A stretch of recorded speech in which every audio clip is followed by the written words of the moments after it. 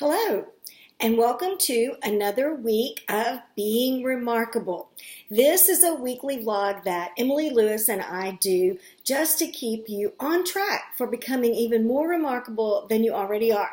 So last week, Emily did kind of a mid-year review of the things that we've been talking about being consistent in your goals and having an accountability partner or a mentor and a mentee relationship.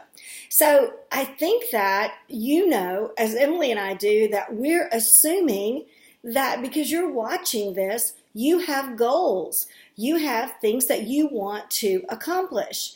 Of course, most of us do.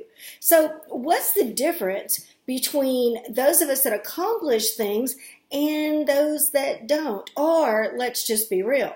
What's the difference between us in the times we are accomplishing our goals and the times we're just not getting it done? Is there any pattern where we can say, okay, this is one thing that will help me accomplish my goals, whether my goals are spiritual, physical, emotional, academic? Maybe you have goals in all of those areas, and maybe some of them you're really hitting on and others not so much. So what's the difference? I think there's a lot of difference, and we read lots of motivational books on accomplishing goals or failing to accomplish our goals, but I think that there are three constants in everything I read about accomplishing goals and personal growth. When I was in the 5th grade, they instituted a reading challenge in our school called SRA, and I think it was for a scholastic reading assignment or something like that.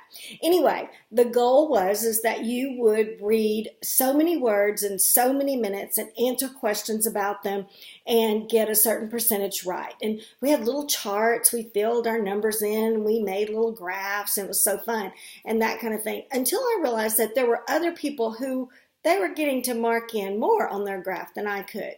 I wasn't fun anymore then. Then game on. I had to make sure that I was reading faster, reading more, and getting more answers right every week. So the fun of setting my goal and just getting it done every week kind of diminished because I had so much comparison. So that might be us today. Whenever I talked to my dad about it, he said, well, the question is that really your goal? Just to be better than that person that you're looking at theirs? And I was like, no, I really do want to read better. I really want to be a better reader. And he's like, great. Then go back to small goals.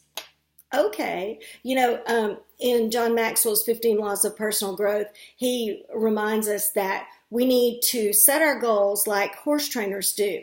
Start with the low fences.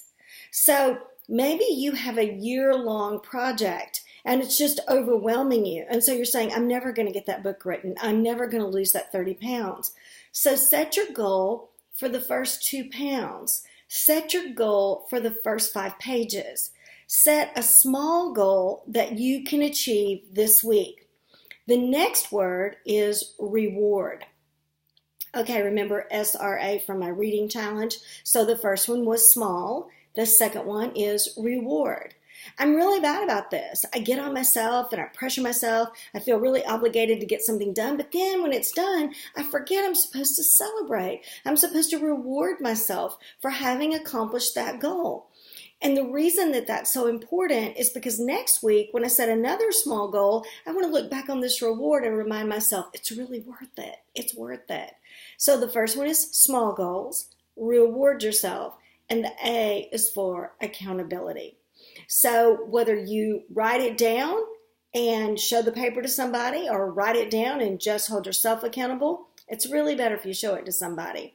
Somebody can hold you accountable. Now, not to shame you or blame you, but to spur you on to making another short goal, another small gain, so that you can get another reward and work toward your big goal.